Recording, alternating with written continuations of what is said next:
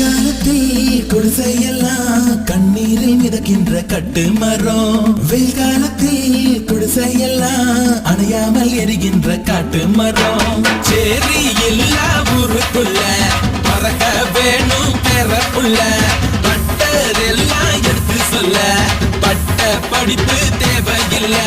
தீபந்தம் எடுத்து தீண்டாமை கொளுத்து இதுதான் என் கருத்து. அடியோதையும் கலந்து வச்சு விடிய விடிய விருந்து வச்சா போக்கிரு பொங்கல் போக்கிரு பொங்கல். இழுப்பு எலும்ப ஒடிச்சு வச்சு அடுப்பையாமை கழிய வச்ச